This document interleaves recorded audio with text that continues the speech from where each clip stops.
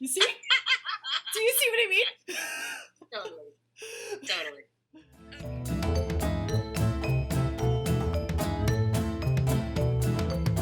Ladies! Hey, friends! Hey, friends. Well, I am Michelle Rose Dome, and I am in Dallas, Texas. I'm Carla Zamora, and I'm on Long Island in New York. And I'm Monica Lynn, and I'm in Miami. And we love classic films. And we're best friends. And now we're doing the ultimate classic movie vlog just for you. Each week, we break down a movie and give you behind-the-scenes stories and fun facts that only theater people in love with vintage films can share with you. Lick of time. If you haven't already done so, follow us via Instagram and or subscribe to our YouTube channel, Flick of Time. All right, now let's get into this week's topic. Okay. This fantastic black-led cast, blaxploitation film, The Wheels. It's cast loaded with giants, okay? We had Diana Ross, Michael Jackson, Lena Horne, Richard Pryor, Nipsey Russell, Ted Ross, Mabel King. It goes on and on and on. Okay, so what is this film about? This film is a 1978 American musical adventure fantasy film produced by Universal Pictures and Motown Productions. Released by Universal Pictures on October 24th, 1978. It was a Halloween film, a reimagining of L. Frank Baum's classic 1900 children's novel, The Wonderful Wizard of Oz. Featuring an all-black cast, this film was loosely adapted from the 1974 Broadway musical by the same name. It follows the adventures of Dorothy, a shy 24-year-old Harlem school teacher who finds herself magically transported to the urban fantasy land of Oz, which resembles a dream version of what? New York City! Hey! She befriends Scarecrow, Tin Man, a cowardly lion, and travels through the city to seek an audience with the mysterious Wiz, who they say is the only one powerful enough to send her home. Okay, so questions, top 10 questions. All right, so is this a movie that comes from another source that is adapted? Yes. It is a musical. It was originally a Broadway musical. There you go. Clear and captivating. Oh, you want to say something? Well, you spoke about it being a book. I didn't know that. It was adapted. The Wizard of Oz, yes. Was originally a book. Mm-hmm. And then it was a movie in what year? The Wizard of Oz itself. It was, well, yes. Yes. And then it was adapted into the Wiz staged version, and then this film came out in the 70s. Correct. Cool. Yeah. Clear and captivating plot? Yes. Okay. Dynamic and smooth, needless details. A lot of needless details, I think. Really? Really? Go on. Indeed. I think there were a lot of moments where I thought that weren't necessary. I'm looking for it in my list. Okay. While you're looking, would you like me to ask the additional 10 questions? Please. Okay. I'll get back to this. All right. So, the film is rated G, so it's for your family. Your whole family can watch. And as far as similar films that exist, this is my favorite because we got Sparkle, that happened in 1976. Oh, never seen it. Carmen. Ooh. Okay. We got Carmen, and also Stormy Weather. If we're going to mention Lena Horne. And we've also got Carmen Jones, the hip opera. Oh, cool. Beyonce. Carmen Jones. Carmen Jones? Yes. See, there's Carmen and then there's Carmen Jones. I am not sure if one influences the other. Can we add that to the list? Also, the hip opera. You guys don't remember Beyonce's hip opera? No. Of the early 2000s? What? Get ready. What? Is this That might be a classic private yet? watch I want to see this. Yeah. Yeah, it's so good. And also, of course, Dreamgirls, I had to mention. Oh, yeah. Yeah, Okay. that's actually a really good one. Yeah. There are wonderful pieces of trivia I would love to get into. If you will indulge, I can. We can wait on your other examples. Of No. Bring it. Okay. So trivia on the film. first and foremost, very Gordy, and Motown Productions bought the rights to the musical so that it could be made into a film. So Motown Productions, they were on it. Let's talk about Diana Ross for a second. In 1976, she was named Female Entertainer of the Century by Billboard. Okay, so her work with the Supremes, the Temptations, Solo, Motown. Yes. Film. So when she approached the original director, John Badham, he did Saturday Night Fever. Nice. She had said she really wants to be in this film. And as a result, as soon as she was hired, Badham was like, nope. So he dropped, and as a result, we had another director come around, and that director would wind up making the film possible, and I'm going to get to that tidbit in a second. So that director,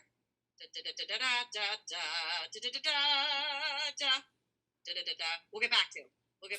Okay, so But essentially, that director appealed to, here we go, Sidney Lumet. Am I saying that right? Lumet? Maybe Lumet or Lumet. Well, okay. So Sidney, he was friends with Quincy Jones. And so Quincy Jones, as a favor to Sidney, came back on the film. Because when he heard that the original director dropped, he was like, I don't know. But it wound up being good for Quincy Jones because he would end up developing a rapport with Michael Jackson, and subsequently they would go on to develop further projects with each other. Wonderful partnership. Instagram page. Well done, Quincy. Well done. Oh, oh, wait, no, let me pause my thoughts on the amazing Quincy, because I have things to say about that gentleman. Oh, wait, yes? You know, yes, please. Oh, I thought there was more trivia. I loved the I do have more trivia. Oh, go. Oh, okay. All right, so originally in the story of The Wizard of Oz, she's 14. No, babe. Upon being cast, Diana Ross, she was 33 at the time of filming, so they modified the storyline so that she could be a 24-year-old school teacher. Ah. Yep. All right. Also coming in at a whopping $24 million, it was the most expensive musical to be produced at the time.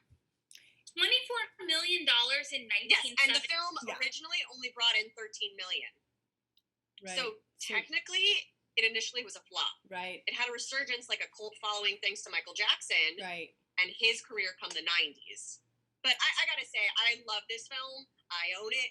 I've watched it countless times, listened to the soundtrack while working out. So, you know. The soundtrack is awesome. That's what I was going to say about Quincy Jones, about how amazing this music was. That it can stand alone as a CD, as a soundtrack, as a CD.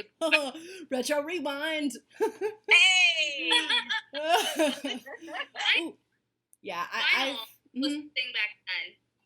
To explain Retro Rewind, as we got into last episode, a Retro Rewind is technology that has evolved over time. So for something that may have existed in the film that doesn't today, or I should say, has evolved, that's what a Retro Rewind is. Right. So in 1978, it would have been a vinyl record. Yeah. Yep. Scratch. When does the movie begin? The movie begins. The movie doesn't change in era. It's the same year. Correct. From beginning to end, Yes. right? 77 came out in 78. So there was a Retro Rewind at the beginning when they have a television in the family room and they turn it on through switch. There was no remote control. And so that I thought was a fun Retro Rewind. Although, to mention my needless detail, I found that a lot of the beginning of it was unnecessary. Like the opening scene with Thanksgiving? Dinner scene, and there's a lot of moments like that throughout the film that I feel like aren't absolutely necessary for the plot. So if you would have edited down, that scene could go. Yeah. Like more to Thanksgiving. Yeah. I think the idea was to show how Dorothy, the idea was to show how shy she was, because even with your way she interacted with her own family, I see she that. was just very like, I'm just going to run to the kitchen. Oh, here. I'm going to run to the kitchen, and while there's I'm going to help the baby with the bottle. Right. And even since the beginning, I felt that from that moment, she was a sad person. Or Diana Ross playing Dorothy. I was not happy with that performance. I loved absolutely everyone else. I just did not like Diana Ross very much because from the beginning, from dinner, she was unhappy, and throughout she rarely smiled. She was usually upset and crying. So that was kind of like a one-note acting for me. Character choice, right? Yeah. Yeah. I would love to see someone else cast in that role. Do you want to get into it now? If you want. Yeah. Should we get into it? Sure. Okay. Carla, you ready? So as far as other actresses, do you want to start, Moni? Any suggestions? Yeah, we talked a lot. Between us before right now, we spoke about several actors we'd replace with Diana Ross because I was. We're gonna show you those photos now. And so we discussed Irene Cara right here. Cara. She would have been 19 at the time. Gorgeous. Oh, that's Irene Cara, famous for Fame. Coco Hernandez in Fame. Yeah? Yes. Gorgeous. So, Irene Cara, and we also have the original from Broadway, Miss Stephanie Mills. Stephanie Mills would have been 20, 21 at the time. But she was a theater actress. She was stage known. She was not known on screen. So I'm betting that the star quality came from Diana Ross. And of course. Stephanie Mills actually playing Dorothy on Broadway? Yes. We talked about Jennifer Lewis as well. Yes, backup singer to Bette Midler, let alone Dreamgirls. Oh, gorgeous. Hello. Also, that she looks like the right casting. She looks young. She could have sang. She was the backup singer to Bette Midler. She still sings. She's hilarious on Instagram too. She's great. She has the sweetest face. I feel like she would be a perfect choice. More personable. Yeah, and I'm sure she would have, played it with dimension. I trust. Totally. And so I understand Diana Ross's star power behind the film for the sake of marketing. I just was unhappy with her performance. I feel like it was a little... Sure. And critics felt similarly. There are mixed reviews, but there's some critics out there that describe her character acting as manic and just auditing.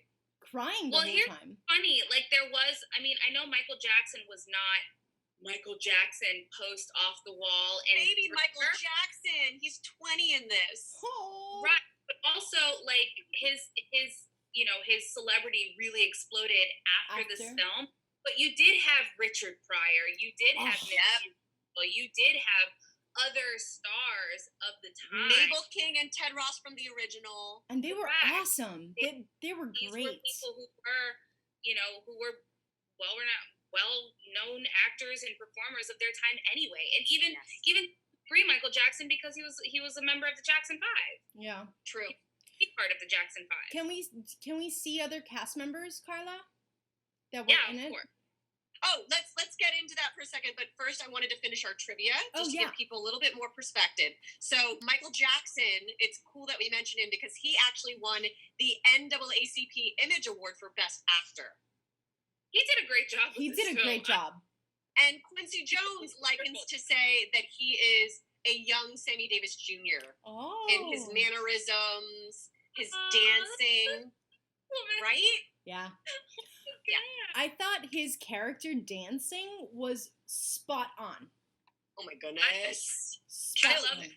I loved when he first got off of his perch and Can we maximize that picture, Carla? You could still see look at that. The sign, it reads, "Please don't make me laugh." Can we maximize that picture, Carla? And crack my makeup. Can we maximize that picture? It's a little grainy.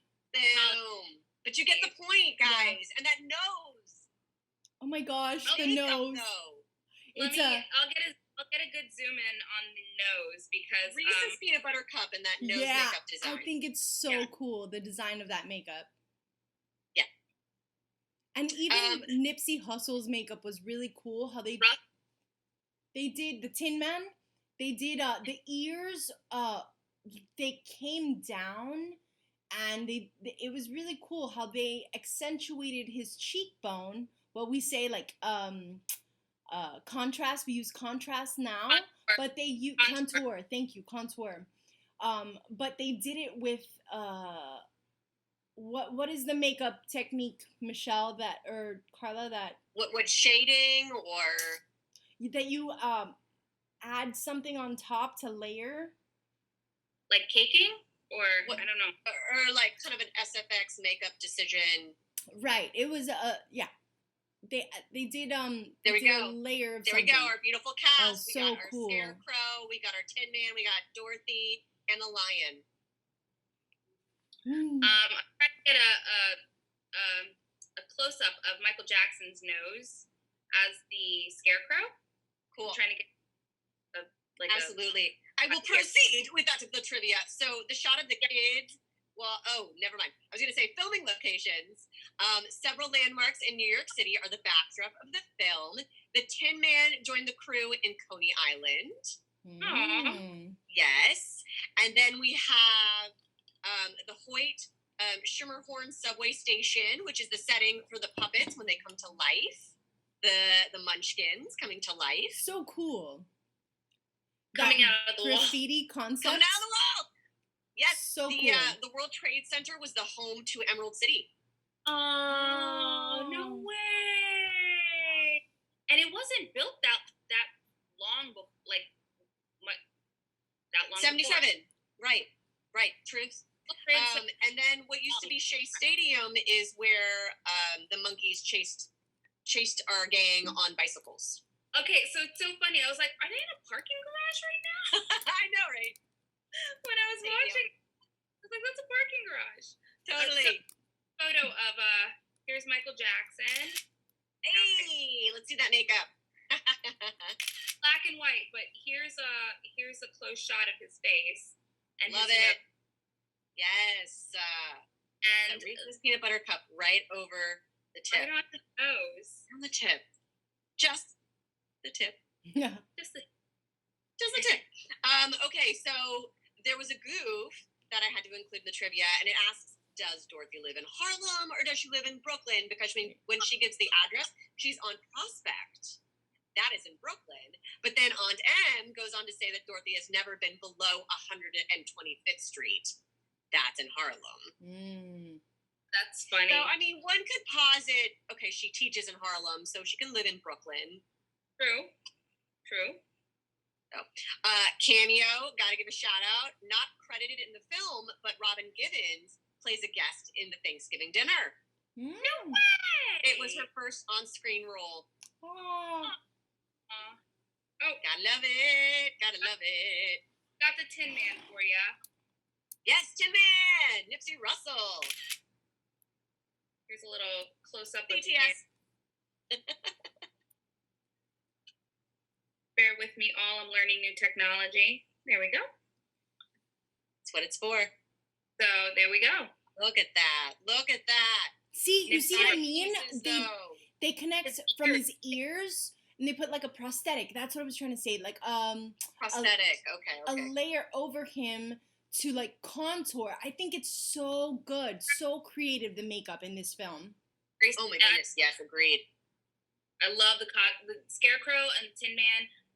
We'll get into that, but yeah, excellent. And he was my favorite, honestly. I know I'm like, I kind of wanted to be the Tin Man. So your makeup, that's good, because my next piece of trivia is about the lion, Ted Ross, who's in the original Broadway show. Ted Ross and Mabel King, who plays Evillene, were the only two stars to reprise their Broadway roles in this film. Ted Ross Ben Vereen was supposed to play the Tin Man. What? Yes. But was replaced last minute by Nipsey Russell. And Vereen, however, did get to play the role of the wizard in the Broadway musical Wicked in 2005. So he gets his. Cool. It comes full circle in a way.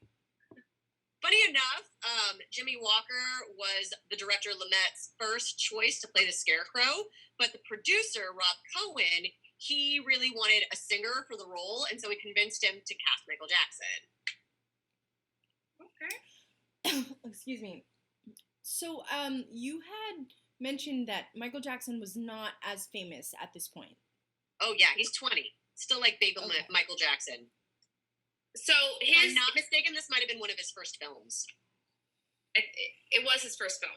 Oh. There you go. Was his first film. And so this is where he met Quincy Jones. His Off the Wall project and his Thriller project were in the 80s. And Quincy Jones was the producer. He's a genius.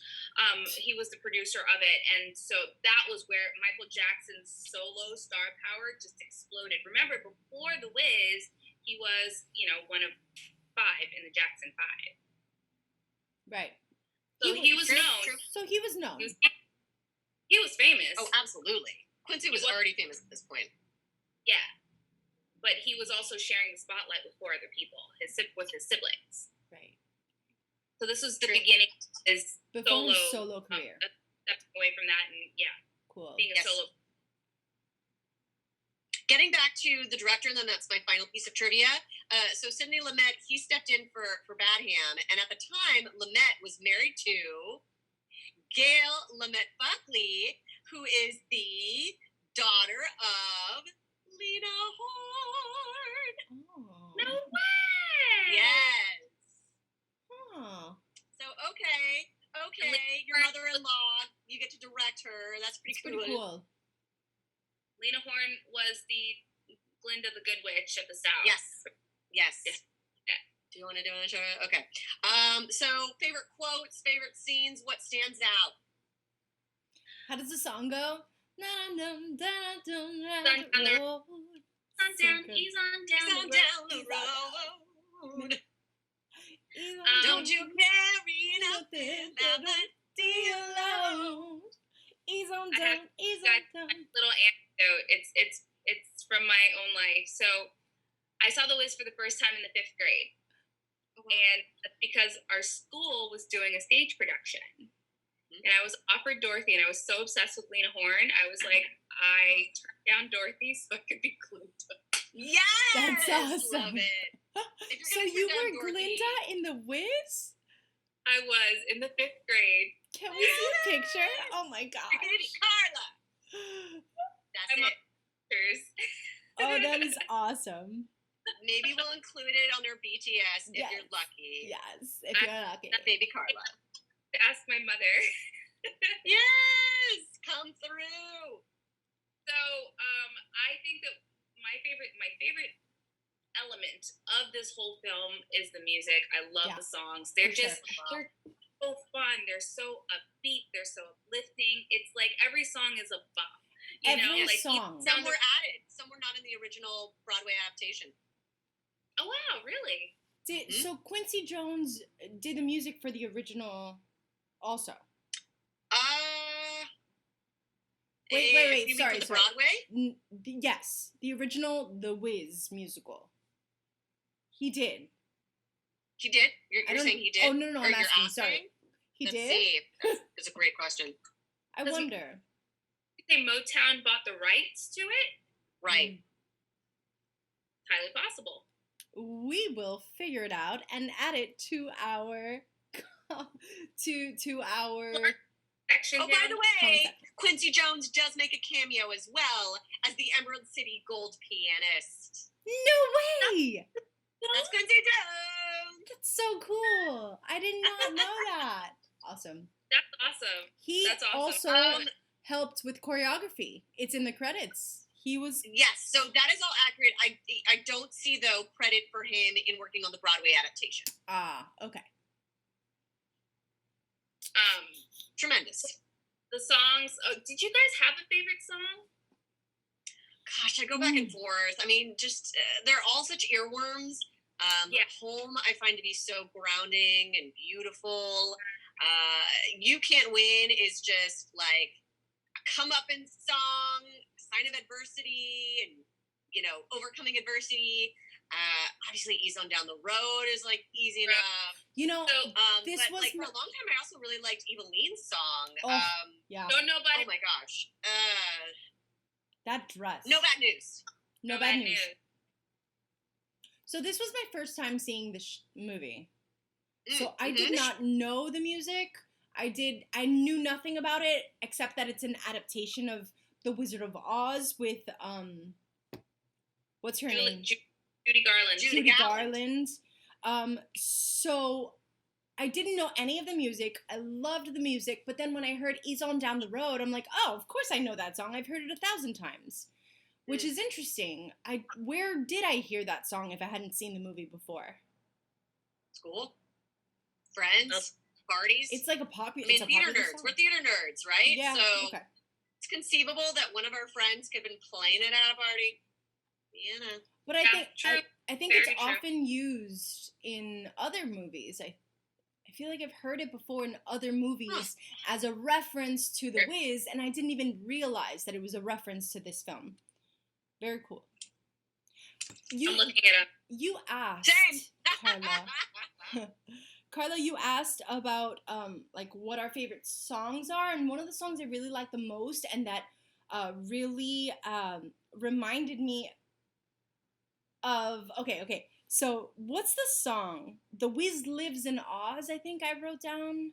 He's the Wiz, and he lives in Oz. How does that song go? This one. He's the Wiz, and he lives in Oz. So is that the song that I mentioned? Sweet thing, let me tell you about that one. The way things are. That song sounds just like Aladdin's Genie song. Genie song? What is that song? You Got a Friend in Me? Like me. To me, I feel like Aladdin was influenced heavily by that song. It has that. Should we try singing it? Yeah. Okay. Never had a friend. How does it go? How does it start? Mr. Aladdin, sir, what will your pleasure be? Let me take your order, jot it down. You ain't never had a friend like me. And how does the other song go?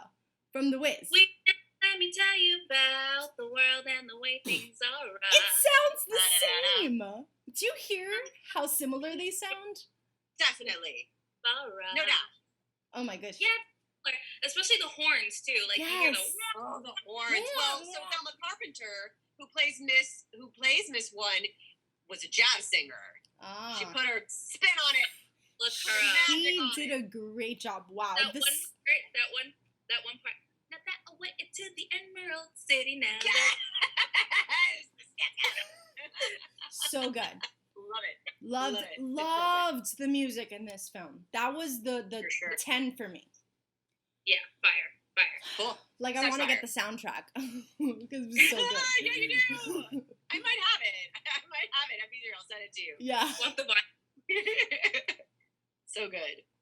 Oh, loved that that Dorothy's shoes were silver instead of red. Which in the novel, that's what they are. They're silver. They changed it to ruby red to register for Wizard of Oz. Really? On their film. Mm-hmm. Oh. In the original, they silver. Cool. Yeah. Accuracy. Didn't know I appreciated that too. I appreciate that. Yeah.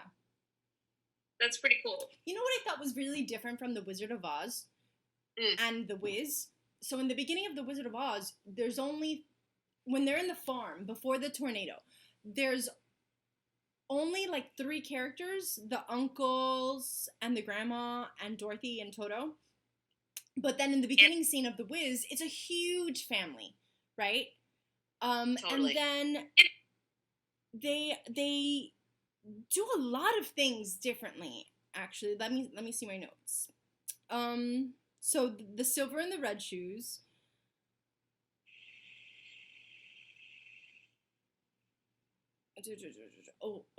Sorry, I'm jumping. I feel like conceptually, it has a lot more. Has a lot more elements in The Wiz than in The Wizard of Oz. I feel like Wizard of Oz is more point or simpler.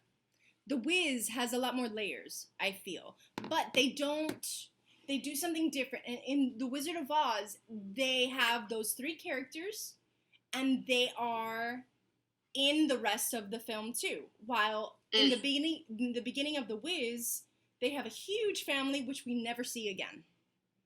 Right. Nope. Right? So that's a huge defining factor between both of them.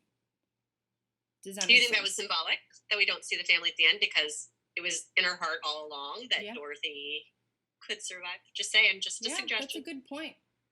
Yeah. I think it's also showing the difference between the two Dorothys, right? Like, absolutely. Like, first of all, the Judy Garland's character was very young. You know, where the parents don't know. I don't know if that was. I don't she remember. She was playing young, but that was a 16-year-old Judy Garland. They had to strap her down underneath her costume, flatten everything. Really? Yeah. Really. She was super young. Diana Ross's Dorothy was older. She was a mature woman. I think that the family dynamic was to establish that Dorothy was the type of was the wallflower of the family, right? Like, everybody mingled, everybody talked, everybody was, you know, they interacted, and Dorothy was like, "Oh, cool, everyone's having turkey. I'm gonna go get the cake." And the cake had me rolling because, like, the cake is on the table with the dinner rolls, and they were having dinner. Like, we were nowhere near dessert yet. No. But she was just, like, chilling in the kitchen, and it's like, but eat. Right. Well, she gets into it, right? In that song about not knowing about anything. Yeah. You know, when they're talking about love and life. Yeah. So I think it was all. I think part of that dynamic was to establish it, because if it's just even a shy person when they're at home with their mom and dad or their guardian, I guess you can say, they're very different than when they're in a crowd, in a group of people. And she even said, like, she even said that she liked teaching the younger children, probably the older children. Emotions, don't have to deal with them.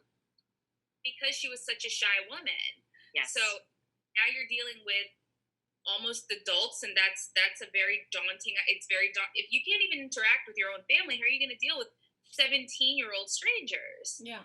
So I think that's probably why that might have been the different, or that was there just to establish. Right, to learn more about her character. A little bit more, yeah, and to see maybe how she could be different from younger Dorothy in the original. Yeah. There. The script is awesome. I love the wordplay. They say the writing? Oh my goodness, just the Tin Man alone. Yes. Or the lion who quotes Shakespeare at one point. Yes. Like, He and says, the Scarecrow, who was pulling quotes of wisdom. Right. Okay, so that's another thing. The wisdom. That's another thing that I felt was layered in The Wiz that I really liked, about how they prove again and again throughout the plot or the storyline that the characters are looking for something that they already have, that they already own. It's clear for the audience. Can we show the characters so everyone gets an idea? Pardon me? Could we show the characters while the four of them? Sure. So go on, Monica. Michael Jackson's character, the Scarecrow, he pulls out knowledge from inside of him, right? These bits of wisdoms, and they seem like little strips of paper, like almost like a fortune cookie from inside. So it's like it comes from inside of him. He's made out of these little tidbits of wisdoms. Right? But Dorothy even said it's when he pulls off his hat, garbage. Yeah. But it wasn't. It wasn't. And then the Tin Man had so much heart, he would tear up and rust because of his emotions, right? Oh, I have something about the crying.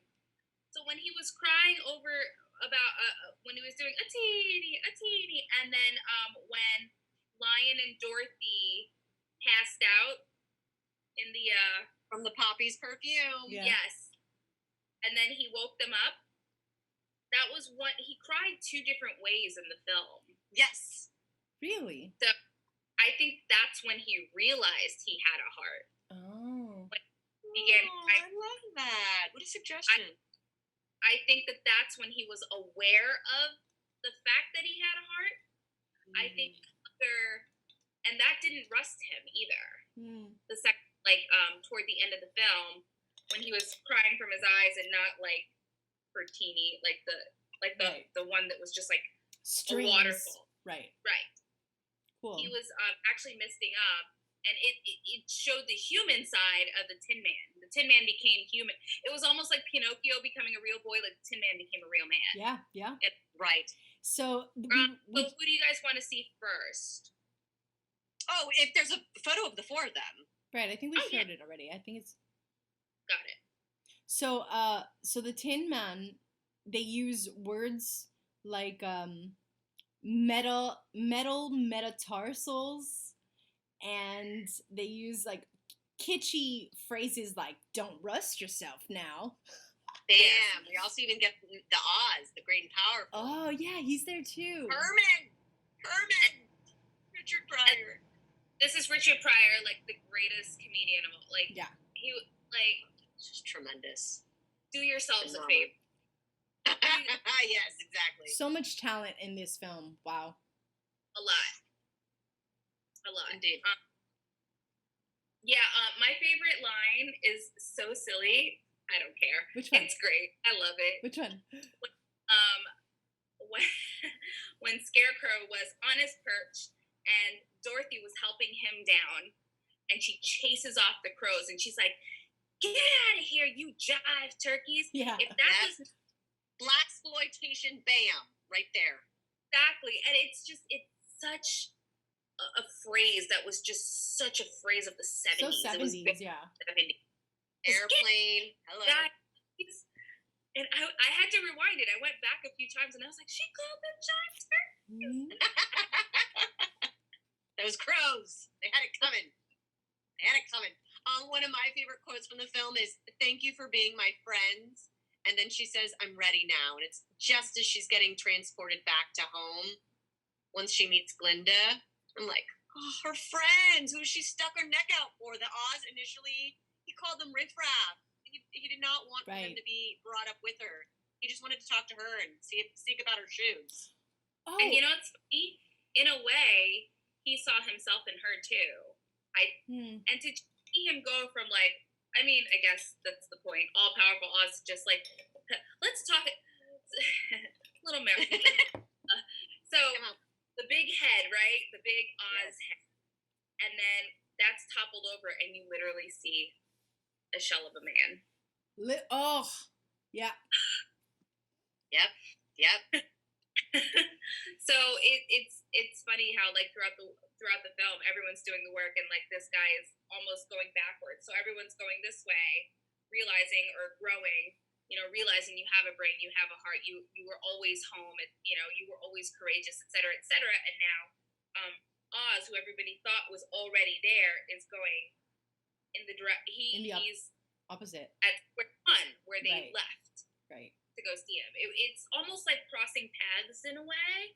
Sure. End up in the same place but different places. So we talked about the Scarecrow and the Tin Man, but we didn't talk about the Lion yet.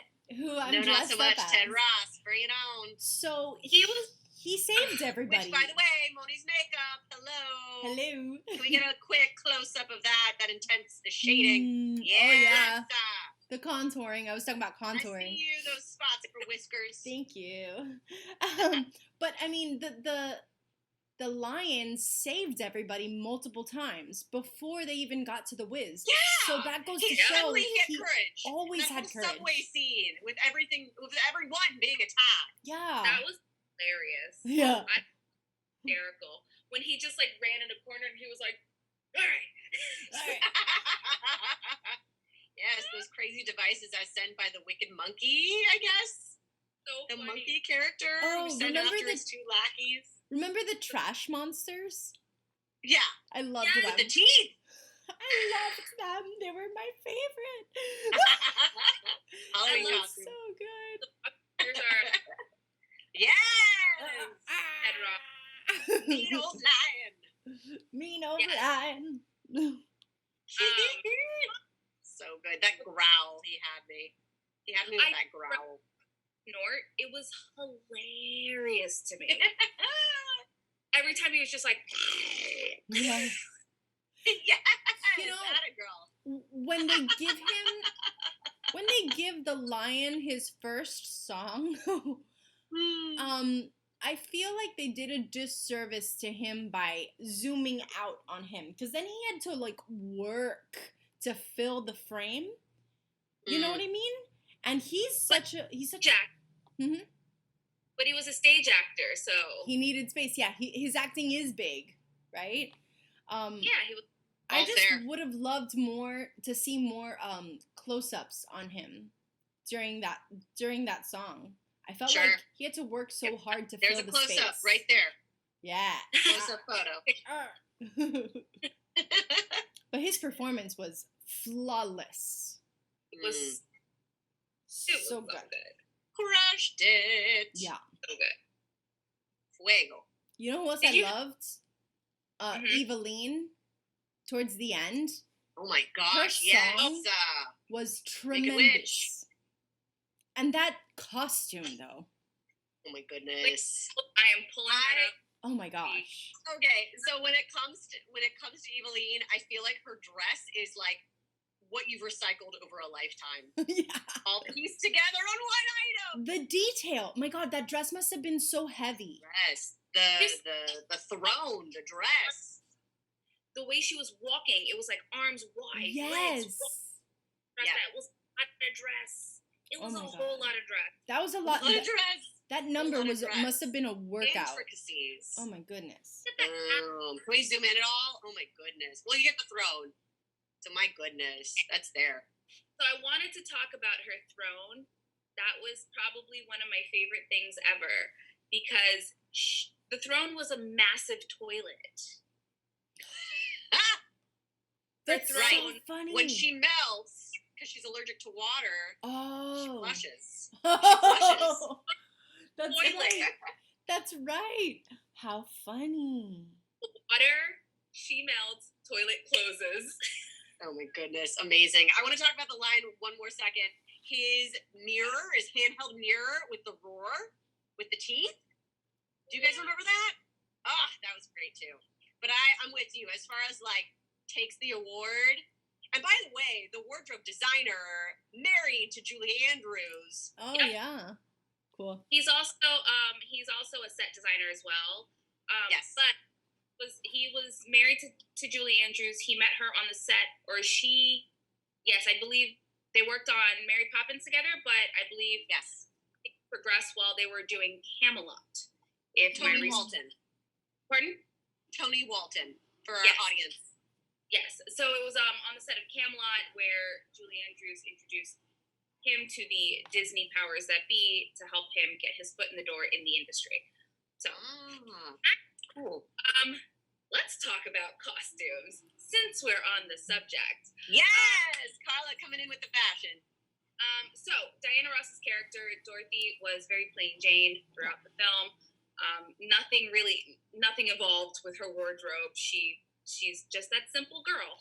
Now, Scarecrow, I mean, the lion's costume looked like a lion's costume, so it was pretty accurate. Particularly Scarecrow and Tin Man were my favorite costumes. I feel like they probably put a ton of their costume budget into those. And Evelene's, and the flying monkeys. There's so many good costumes. Okay. Gosh, yes. So we just saw Evelene's. Now, my favorite element of the Scarecrow's costume was the fact that he was pulling out actual words of wisdom from within, which was, highlighting that he did have a brain. He was the biggest brain, in fact, in my opinion, of the whole group. And the Tin Man's costume, I love that it wasn't just like all tin. It showed elements of junkyard and a man, a person. Yeah. And I think that was to show that you're a Tin Man, but you're a man, and a man has heart. Yeah. And so I think that was married, the marriage of the junkyard and the human. It was beautiful. I loved it so much. And then again at the end, where his crime wasn't just like a leak, versus actual Actual tears. tears, yeah. Yes. It showed Forward. really, really, really well. I think that, Eveline's costume was. I mean, our costumes alone. I'm inspired by Emerald City. I think we should get into that a little bit. Like, what are you wearing? What's going on? What are you wearing? So am I. Emerald City was the most glamorous scene. Never be seen. It felt like a runway show, but like maybe pageantry. Yes, pageantry. A little. I felt like there was a touch of drag in there too. Like definitely. I could have sworn I saw men in dresses, and it was great. It was great, and I just saw legs and fur and glitter, and I mean, slits up to here, strapless tops, bodysuits, the whole 9 yards, and it was very posed. There was a lot of posing, and there was just a lot of the dancing wasn't hard dance. It was marching. But they had a little bit more room to play with different silhouettes and things like it. Just the Emerald City scene was probably one of the most glamorous scenes I've ever seen in a film. In 2 minutes, it was so good. I loved it. Definitely. That actually, for me, was the scene where I started to like. I watched this late at night, to be fair, but I was like, it just got slow for me at that point. Oh. Okay. Yeah. The red, or what was it? The green, and then they changed to red, and then they changed to gold. The pacing of the songs in between. The pacing of that scene particularly, because everything else is much faster, and that scene for me is a little slower, and it's like it felt like the 11 o'clock number. You know what I mean? I get why you say that. I think that it was also to show you how fickle the Wiz was. That he was showing you his power and what he was capable of doing. Right, and just switching. And, it was showing you his whims and how people made sure that they adapted to each whim as quickly as possible. And I thought it was just beautiful. Even now, like still holds. It felt like a pageant, a drag show pageant, kind of. Yeah. It was just long limbs in gorgeous clothes. Yes. Just a lot of posing. I saw a little little elements of voguing, like the kicks. I don't know exactly. Truth. But yes, it was. I loved it. I went back and watched it over. It was just so visually appealing to me. I'm pulling up some photos. For sure. Pull up some photos. Let's talk about our own outfits. So mine, I know in getting it from a thrift store, how phenomenal it was just to like go piece by piece because things were definitely not organized, and then to come across something that would have for the different layers and sequins and what have you, to me, reminded me of everything we just described in that scene.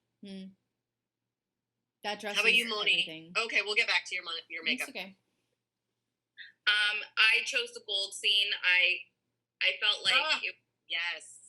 Yeah, it was just it felt so relevant to the time too. It felt like that modern moment also within the film because of like the costumes. Yeah, they were flashy, but they were very 70s. They were very trendy for that time, like the fur hats and the glitter and the strapless and the halters and the gold halter.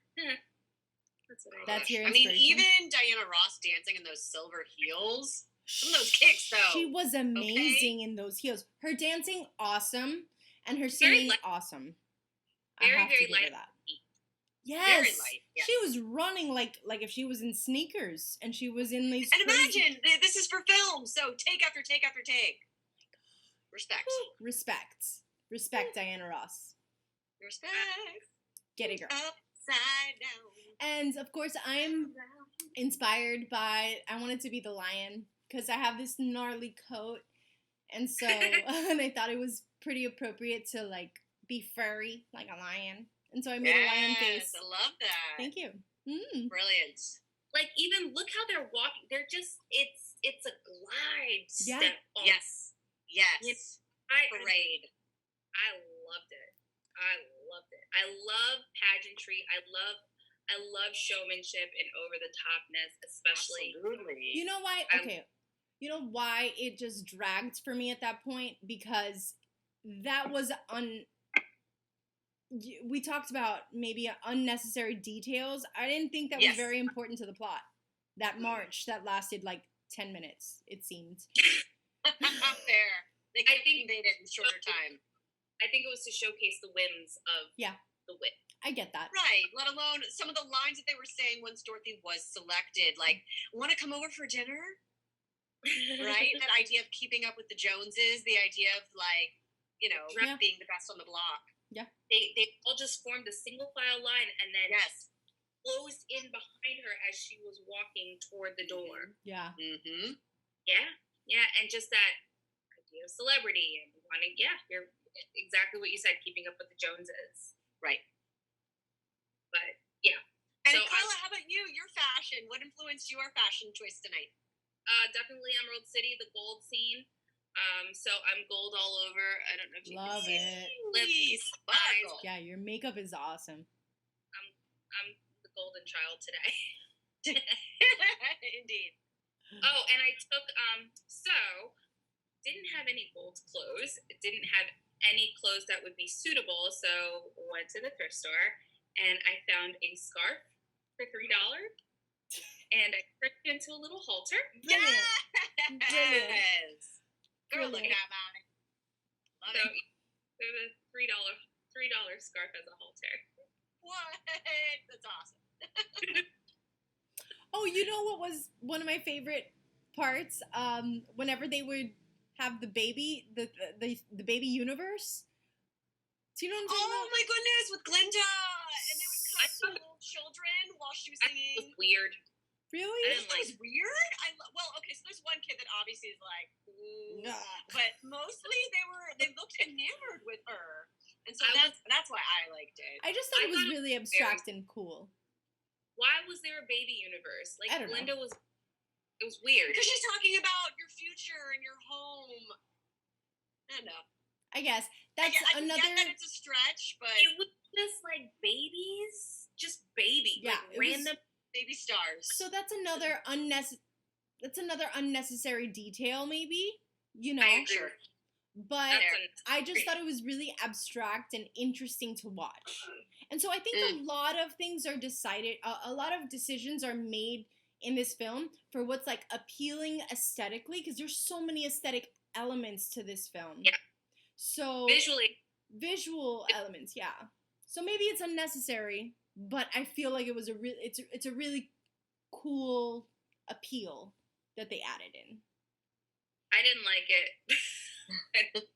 There you go. There you go. Like children, like they would zoom in and the kids like. I know. Yeah, that weird kid. Nailed it. That one weird baby who didn't want to be there. Right. He was just over it before it started. He was hungry. That child was in a room with Richard Pryor, Michael Jackson, Lena Horne, Diana. Right. And you can't be bothered. Have some gratitude, kid. No, I'm kidding. Kid of the future. Goodness gracious. Oh, man. Any other scenes that stand out? Any other quotes? Flying monkeys. I mean, the flying monkeys, their faces were weird. Right. Well, when they engaged with Evillene. Just their mouths. I think they did that on purpose. It was like puppetry almost to me. The way that their faces moved. Some kind of weird mask. Rubber mask. That's another thing, as far as costume that I wanted to talk about. I thought that they really looked like a true biker gang, despite the weird masks. Like their whole look was like a super biker gang. It was like a Sunparky in the 70s in a blaxploitation film. I thought it was super funky, like the goggles, the helmets, which were leather. It was just like all leather, everything. It even looked. Parts of their bikes had leather on them, which was really fun. Yeah, I thought that was really cool. But there was a part where Evillene said that they smelled really bad. Yeah. It wasn't leather, but now I'm getting like a really close look, and it's not leather. It looks like aluminum in a way. Interesting. Very strange. I'm trying to pull up a good close-up here. Right. Here Oh we my go. goodness, the chase scenes. Yeah, the chase scenes were fun. The chase scenes were fun, and it was very funny because at that point I was like, "Wow, they look like they're in a parking garage." The stadium. Yeah. Awesome So costumes. here, but You like got it's some royalty there to those shoulders. Feels like a crown. like armor. Like look at the shoulder. It's like armor. Totally. As a collective, they did look like a true blue biker gang to me. Right. As like a group. So I thought that was pretty interesting too. I'm trying to think of other scenes that stood out for me. I certainly could say yes, like that sort of transitory scene where like all the characters of her life are flashed before her, and she makes it home.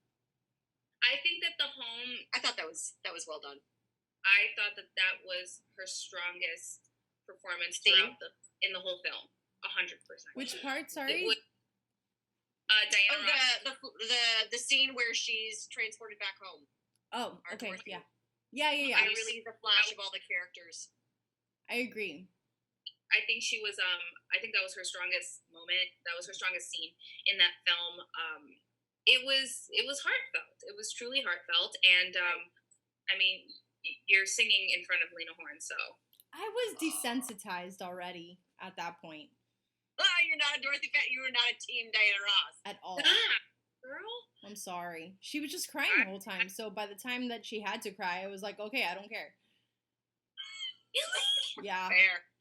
She cried the whole time. Even when she was happy, she was like, my life. I'm sorry. I'm sorry, Diana Ross. I respect your work. You're so talented if you're seeing this. Or her kids. Sorry. Yeah. Whatever. Yeah, Tracy. Either way, hey, you have a right to your opinion. Smack about your mom.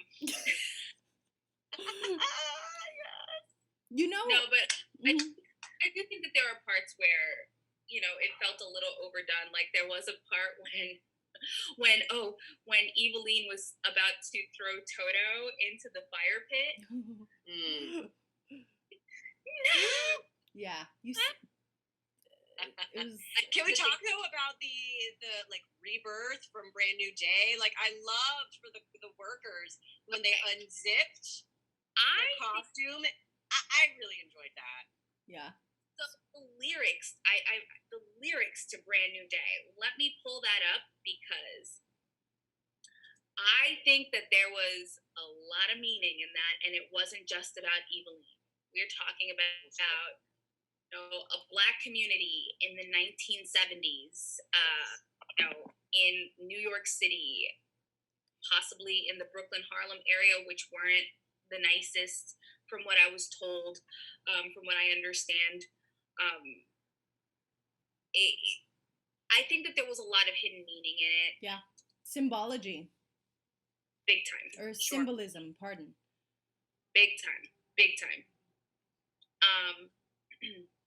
So everybody's glad because our silent fear and dread is gone. Freedom, you see, has got our hearts singing so joyfully. It's Free at last. Free at last. That's when the Tin Man, he says that.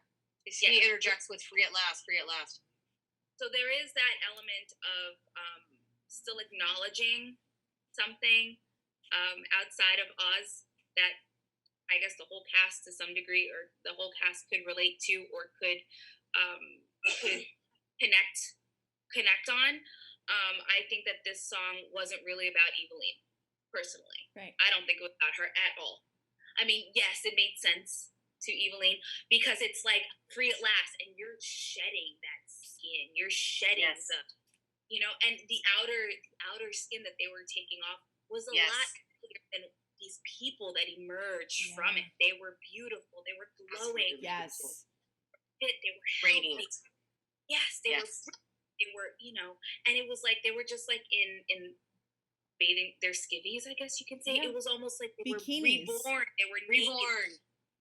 So being reborn. I wrote that on my notes. You're being, it's the butterfly, it's the phoenix, it's all that, right? And there is an element of beauty to taking off that heavy layer that you don't even want to carry around.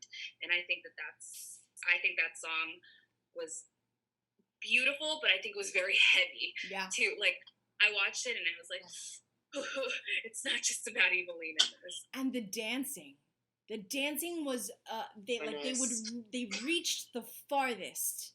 You know what I mean? When they reached, they went the farthest. Or it was the dancing was my favorite in that scene, actually. Yeah, same. It was beautiful. It reminded me of like Alvin Ailey, where all you see is just 100%. Totally. You said it. Oh my gosh, you said it. It's Alvin Ailey. Yeah.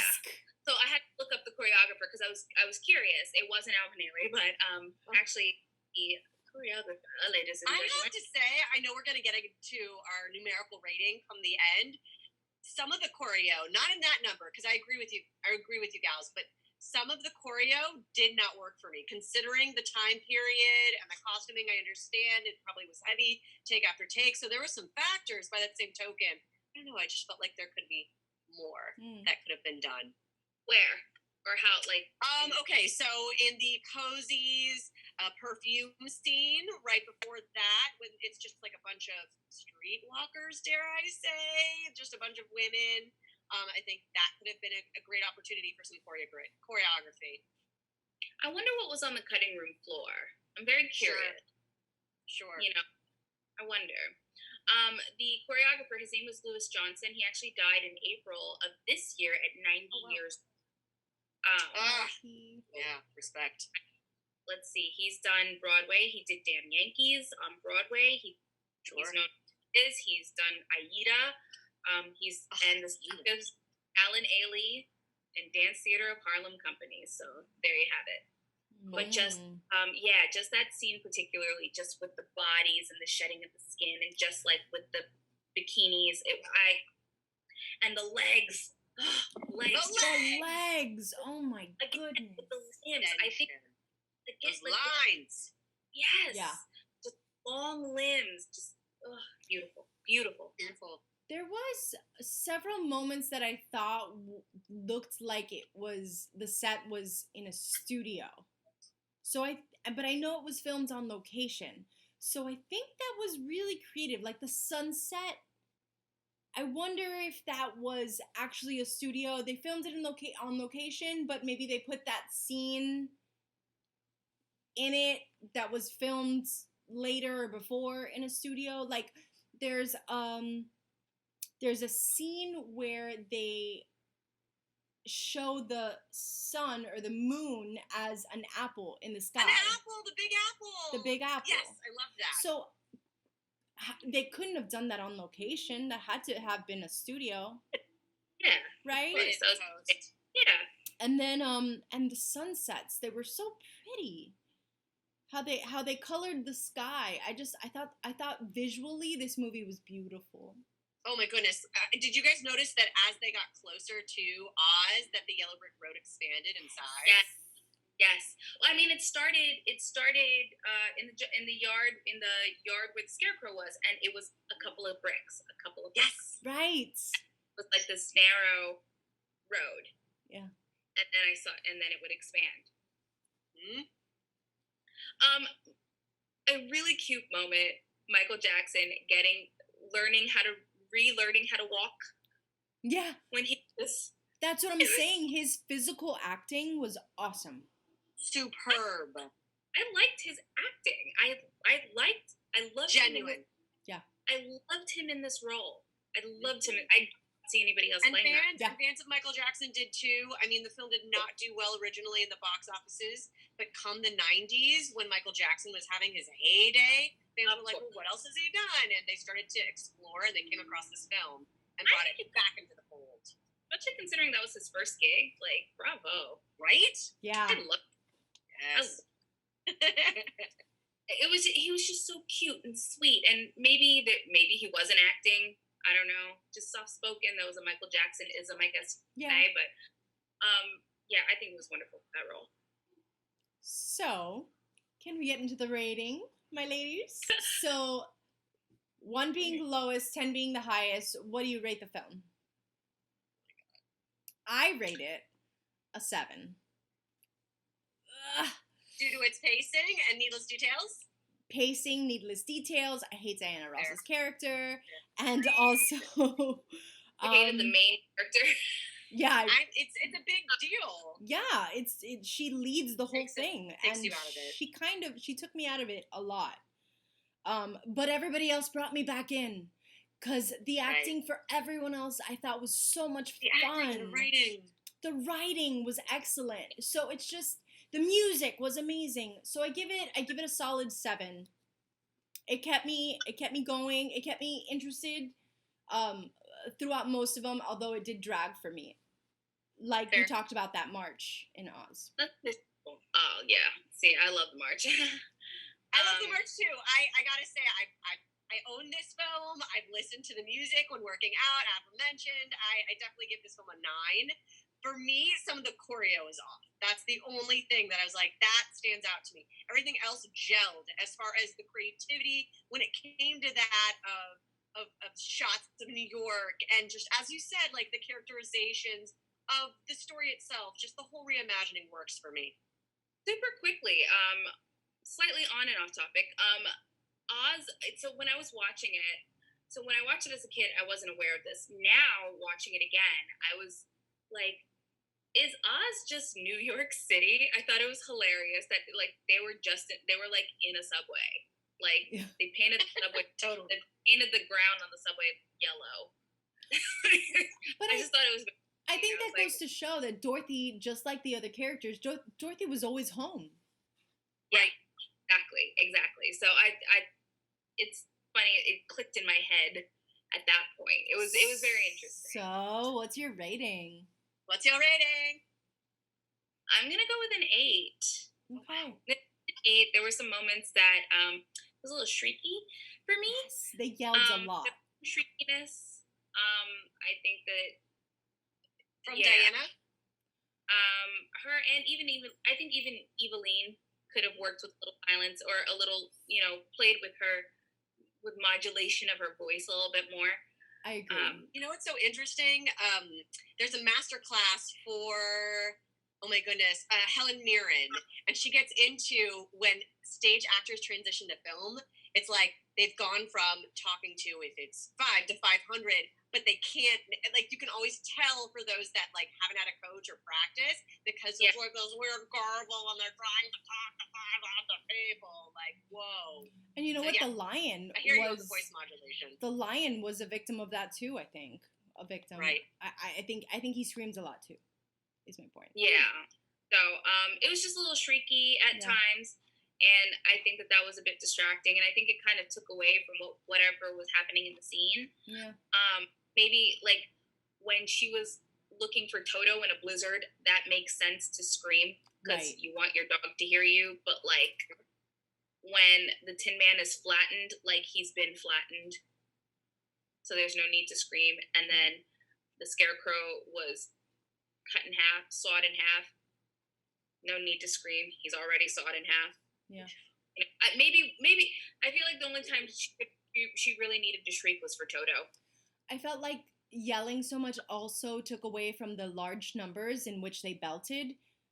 So I'm like, oh, okay, more screaming and music. So I feel like if they would have been a little more dynamic in using regular speaking voice instead of like a yelling voice, then it would have made the bigger numbers that much more powerful, because there would have been a contrast. I feel like it was one-dimensional that way. Yeah. But besides that, I love the story. I love the music. I love the choreography. I love the costume. Like, I really love. Would you watch it again? Of course. I'm going to watch it. Yes. I'll watch the film or I'll listen to the soundtrack. I'll listen to the soundtrack. If you can get past Hamilton. Listen, I'll shows. I don't mind. The Wit, Hamilton. All day. We did it, you guys. Okay, well, this has been extraordinary. We so love spending time with you.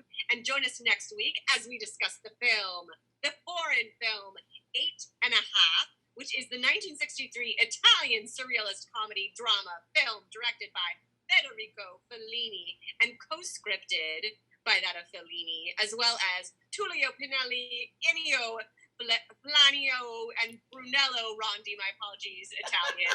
I did my best. But anyhow, that will be our film. You have a week to catch up and watch it so that when we watch it come next Sunday, we can go over it together because we are Flick of Time.